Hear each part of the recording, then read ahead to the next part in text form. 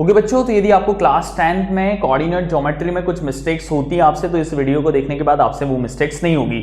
जैसे मैंने यहाँ पर लिखा है डिस्टेंस फार्मूला अप्लाई करा है, मैं जब इनकी वैल्यू पुट करता हूँ तो बच्चों यहाँ पर लिखा है ब्रैकेट x2 क्या है बच्चों आपका -5 माइनस x1। अब ये x1 माइनस के बाद एक और माइनस आ रहा है तो इसको हम ब्रैकेट में लिखेंगे। तो यहाँ पर ध्यान से देखो कि मैंने -c को ब्रैकेट में लिखा और ये ब्रैकेट ओपन हुआ और यहाँ पर क्लोज हुआ, पर यहाँ पर एक ब्रैकेट मेरा अभी भी ओपन है तो मुझे फिर से इसे क्लोज करना पड़ेगा, फिर मैं स्क्वायर लगाऊंगा। प्लस बच्चे यहाँ पर बहुत बड़ी मिस्टेक करते हैं, वो मिस्टेक क्या करते हैं कि -c को लिखने के बाद ऐसा स्क्वायर लगा देते हैं, पर ये गलत है। क्यों? क्योंकि ये ब्रैकेट ओपन था, आपने इसको क्लोज कर दिया, पर आगे वाला ब्रैकेट आपका ओपन रह गया, तो आपको बड़े ब्रैकेट को भी क्लोज करके फिर स्क्वायर करना है। सेम वैसे ही आप करोगे यहाँ पर y2 की वैल्यू क्या है बच्चों आपकी 2 माइनस y1 की वैल्यू बच्चों आपकी क्या है -2, तो -2 को हम किस में लिखेंगे ब्रैकेट में, तो उसका ब्रैकेट ओपन था और हमने क्लोज किया, पर आगे वाला ब्रैकेट अभी भी हमारा ओपन है, फिर हम इसको क्लोज करेंगे और हम उसका स्क्वायर कर देंगे। ठीक है, तो आप कभी भी डिस्टेंस फॉर्मूला में इन चीजों को ध्यान रखना।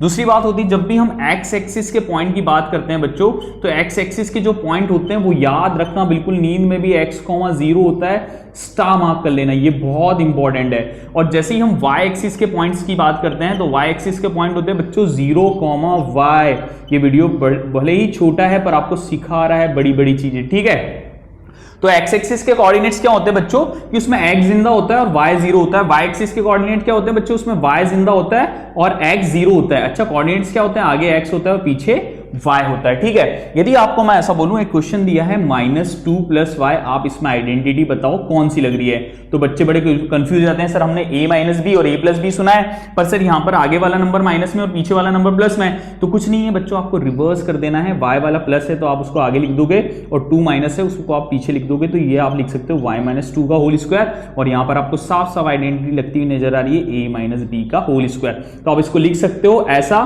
कैसे, जो भी साइन है उसको चेंज नहीं करना है, y प्लस में तो आगे y प्लस में, 2 माइनस पीछे तो 2 माइनस में। ठीक है, एक और बहुत बड़ा डाउट आता है बच्चों को, यदि यहाँ पर -2 - x का होल स्क्वायर लगाए, सर अब इसमें कैसे आइडेंटिटी पुट करेंगे, तो जब भी ब्रैकेट के अंदर 2 टर्म हो और उस ब्रैकेट के ऊपर स्क्वायर हो तो अंदर वाले जो माइनस है उसको आप प्लस में कर सकते हो। तो जैसे यहाँ 2 माइनस में तो ये 2 प्लस में हो जाएगा, ये x माइनस में तो ये भी x प्लस में हो जाएगा, और इसका हम होल स्क्वायर लिख सकते हैं। कब? कंडीशन ये है कि दोनों टर्म्स या तीनों टर्म्स होल स्क्वायर के ऊपर क्या होनी चाहिए बच्चों, माइनस में होनी चाहिए। तो आई होप ये वीडियो आपको काफी हेल्प करेगा कि आप कोऑर्डिनेट ज्योमेट्री में कोई भी मिस्टेक्स ना करें। Thank you.